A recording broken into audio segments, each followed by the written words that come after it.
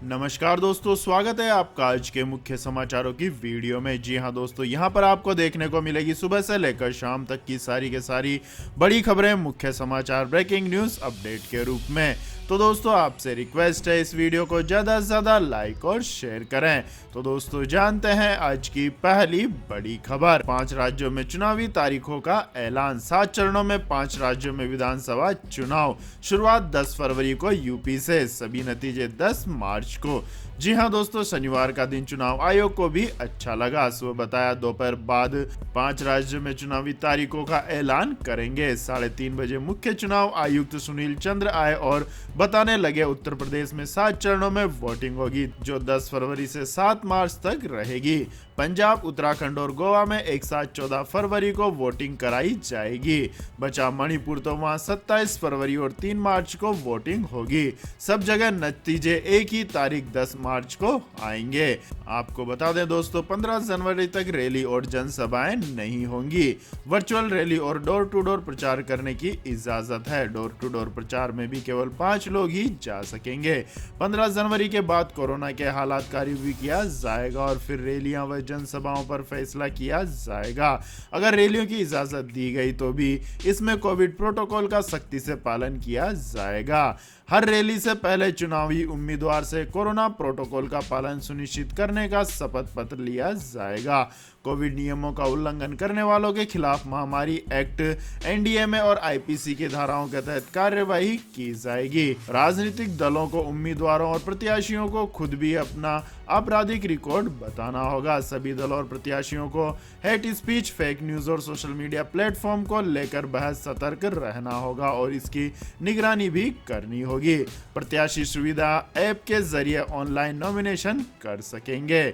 सभी दलों और प्रत्याशियों को चुनावी अपराध के संबंध में एडवाइजरी जारी की जाएगी। कोड ऑफ कंडक्ट का सख्ती से पालन करना होगा। इसके बाद दोस्तों, अगली खबर। ब्रिटेन में ओमिक्रॉन का कहर, अस्पतालों में बड़े मरीज, संकट में स्वास्थ्य सेवाएं।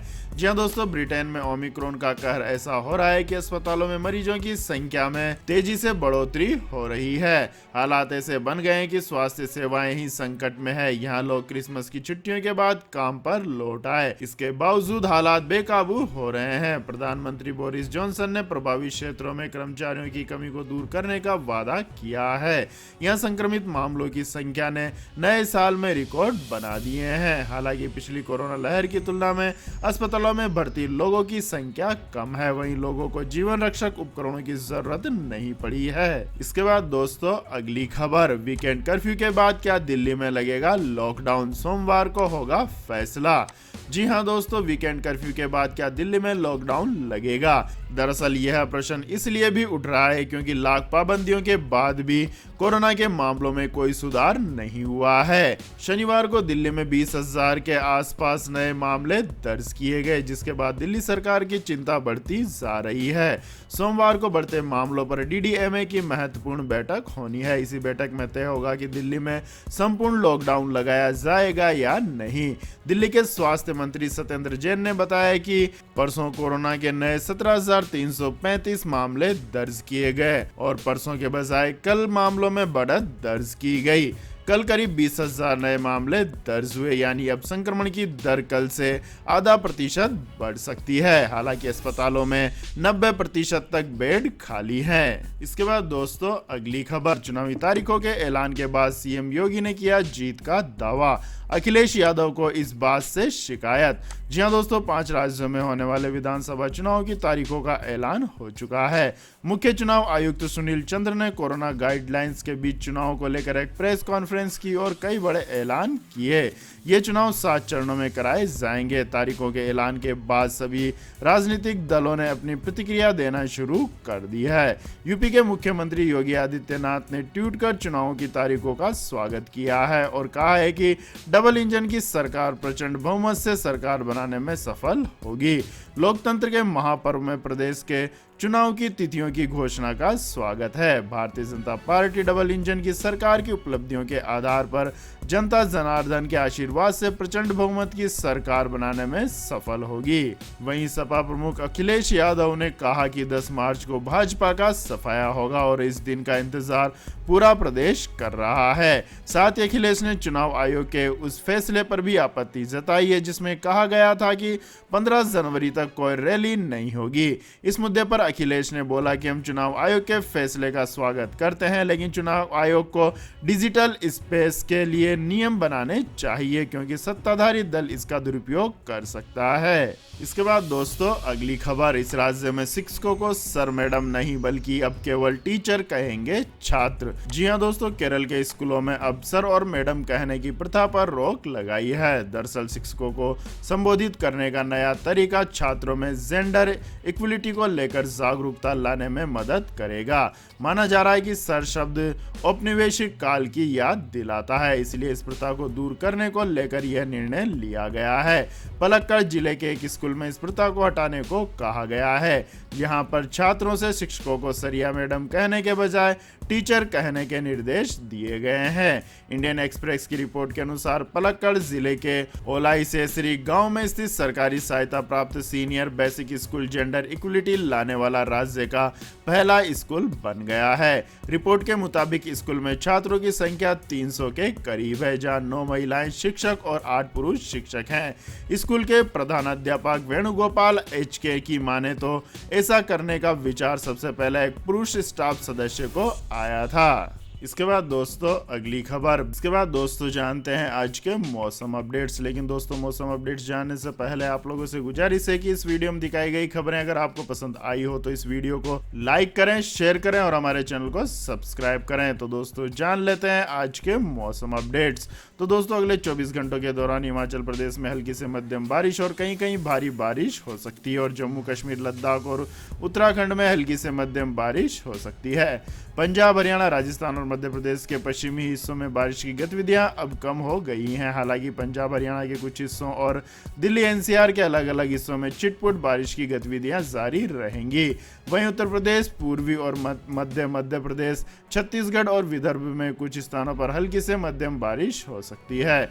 वहीं अगले 24 घंटों में बिहार और झारखंड के कुछ हिस्से और उड़ीसा और तेलंगाना के अलग अलग हिस्सों में बारिश की गतिविधियां देखने को मिलेंगी। इसके बाद दोस्तों अगली खबर, प्रधानमंत्री आवास योजना पर सरकार ने लिया बड़ा फैसला, सभी पर पड़ेगा असर। जी हां दोस्तों, पीएम आवास के लाभार्थियों के लिए अच्छी खबर है। सरकार ने प्रधानमंत्री आवास योजना ग्रामीण को 2024 तक जारी रखने की मंजूरी दी है। सरकार ने पीएम आवास योजना ग्रामीण के तहत 2.95 करोड़ पक्के मकान देने का लक्ष्य रखा है। इसमें नवंबर 2021 तक 1.65 करोड़ पक्के आवास बना दिए गए हैं। बाकी बचे परिवार भी अपने पक्के मकान बना सकें, इसके लिए प्रधानमंत्री आवास योजना ग्रामीण को 2024 तक जारी रखने की मंजूरी दे दी गई है। इससे लाखों ग्रामीणों को फायदा होगा। सरकार की तरफ से दी गई जानकारी के अनुसार मार्च 2021 तक पीएम आवास योजना ग्रामीण पर अब तक 1.97 लाख करोड़ रुपए खर्च हो चुका है। इसमें से केंद्र सरकार ने 1,44,162 करोड़ रुपए खर्च किए हैं। बाकी बचे पक्के मकान को बनाने के लिए सरकार ने 2,17,257 करोड़ रुपए की मंजूरी दी है ताकि 2024 तक बाकी परिवार को पक्का मकान बनाकर दिया जा सके। इसके बाद दोस्तों अगली खबर, बूस्टर डोज से होगा वायरस का खात्मा, इस स्वदेशी कंपनी के ट्रायल में आए शानदार नतीजे। जी हां दोस्तों, देश में ओमिक्रॉन वेरिएंट के बढ़ते मामलों के बीच लोगों को देसी बूस्टर डोज मिल सकती है। भारत बायोटेक ने इसे लेकर शनिवार को बड़ा ऐलान किया है। भारतीय बायोटेक ने कहा है कि उसकी कोवैक्सीन बूस्टर डोज का ट्रायल सफल रहा है। इस ट्रायल में बूस्टर डोज लगने के बाद कोई साइड इफेक्ट नहीं मिला है। साथ ही डोज लगवाने वाले में लंबे समय तक वायरस से बचाव की क्षमता भी पाई गई है। भारत बायोटेक ने कहा कि जिन वॉलंटियर्स को कोवैक्सीन बूस्टर डोज लगाई गई उनमें से 90% में वाइल्ड टाइप स्ट्रेन से बचाव के लिए एंटीबॉडी बन गई। इस एंटीबॉडी को मापा भी जा सकता है। ये कोरोना वायरस के खिलाफ बड़ी सफलता है। इसके बाद दोस्तों अगली खबर, तैयार हो गई है टीम इंडिया की वनडे ब्रिगेड। खास अंदाज में दिखे भुवनेश्वर कुमार और सूर्य कुमार यादव। जी हां दोस्तों, भारतीय क्रिकेट टीम टेस्ट सीरीज के बाद दक्षिण अफ्रीका के खिलाफ 19 जनवरी से वनडे सीरीज खेलेगी। इसके लिए सभी खिलाड़ी जमकर मेहनत कर रहे हैं। इस सीरीज के लिए टीम इंडिया ने अनुभवी खिलाड़ियों के साथ साथ युवा खिलाड़ियों को भी मौका दिया है। श्रेयस अय्यर, सूर्य कुमार यादव, वाशिंगटन सुंदर, ईशान किशन और प्रसिद्ध कृष्णा इसमें शामिल है। हाल ही में ईशान किशन और भुवनेश्वर कुमार के साथ शिखर धवन और सूर्य कुमार यादव दिखाई दिए। टीम इंडिया के विकेटकीपर बैट्समैन ईशान किशन ने ट्विटर पर एक फोटो शेयर की है। इसमें उनके साथ शिखर धवन, भुवनेश्वर कुमार, सूर्य कुमार यादव और युजवेंद्र चहल दिखाई दे रहे हैं। खास बात यह है कि ये सभी खिलाड़ी मास्क पहनकर बैठे हैं। ईशान ने फोटो के कैप्शन में मास्क वाला इमोजी भी बनाया है। टीम इंडिया के खिलाड़ियों को इस तस्वीर को एक ही घंटे में हजारों लोगों ने लाइक कर दिया है, जबकि कई लोगों ने इस पर प्रतिक्रिया जाहिर की है। इसके बाद दोस्तों अगली खबर, तिब्बत के बाद अब चीन के निशाने पर मंगोलिया। भारत से संपर्क के चलते मंगोलियाई लोगों का कर रहा है उत्पीड़न। जी हां दोस्तों, चीन की कम्युनिस्ट सरकार केवल शिनजियांग और तिब्बत की सांस्कृतिक पहचान नष्ट नहीं कर रही है, बल्कि उसके निशाने पर मंगोलिया भी है। मीडिया रिपोर्ट्स के अनुसार मंगोलिया की मूल पहचान खत्म करने के लिए चीन आर्थिक हथकंडों को इस्तेमाल कर रहा है। द एज के पोस्ट की रिपोर्ट के अनुसार चीन ने कोविड महामारी के बहाने पिछले 2 साल से इनर मंगोलियाई स्वायत्त क्षेत्र के जरिए होने वाले आवागमन को बाधित कर रखा है। इसके चलते मंगोलिया में जरूरी सामान की किल्लत पैदा हो रही है। इसका असर उसके निर्यात और आय पर भी पड़ रहा है। कोरोना संक्रमण कम होने के दौरान भी चीन ने जब अपनी सीमा नहीं खोली तो मंगोलिया के लोगों को चीनी साजिश का एहसास हुआ। मंगोलिया के हाल ही के 2 कदमों से चीन नाखुश है। पहला, मंगोलिया ने हाल ही में 10वें जेटसनडम्बा का नाम घोषित किया है। 17 दिसंबर 2021 को उलान बटोर में आयोजित समारोह में बौद्ध भिक्षुओं ने एक बच्चे को 10वां जेटसनडम्बा घोषित कर दिया है। बौद्ध धर्म का गुरु घोषित हुआ यह बच्चा रहता मंगोलिया में है, लेकिन वस्तुतः वह अमेरिकी नागरिक है। बौद्ध भिक्षुओं की जिस समिति ने 10वें जेटसनडम्बा का चयन किया है, उसके प्रमुख खम्बा नोमुन हान का जनवरी में भारत दौरे का कार्यक्रम है और वह दलाई लामा के भी संपर्क में है। दूसरा मामला मंगोलियाई संसद के स्पीकर का हाल ही का भारत दौरा है। ये दोनों बातें चीन को अच्छी नहीं लगी है। कोरोना संक्रमण रोकने के बहाने सीमा को लगातार बंद करने का चीन के फैसले का अर्थ अब मंगोलिया के लोगों को समझ में आ गया है। सीमाबंदी के चलते मंगोलिया में आवश्यक वस्तुओं और कच्चे माल की कमी हो गई है। इससे वहां रोजमर्रा की जिंदगी प्रभावित हो रही है। इसके बाद दोस्तों अगली खबर, एसजीबी में पैसा लगाने का अगले हफ्ते आ रहा है मौका। 50 रुपए प्रति ग्राम की मिलेगी छूट।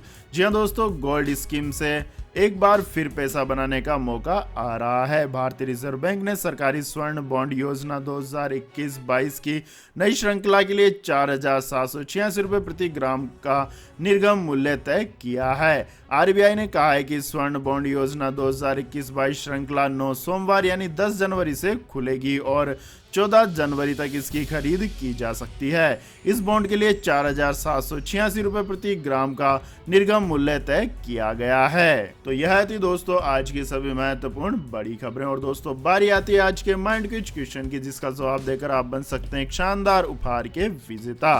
तो दोस्तों आज का सवाल है, भारत के किस राज्य में सबसे ज्यादा लोकसभा सीटें हैं? जी हां दोस्तों, अगर आपको इस सवाल का जवाब आता है तो तुरंत कमेंट सेक्शन में लिख दीजिए। इस वीडियो को लाइक कीजिए, शेयर कीजिए और हमारे चैनल को सब्सक्राइब करके बेल आइकन का बटन भी दबा लें। धन्यवाद। जय हिंद, जय भारत, वंदे मातरम।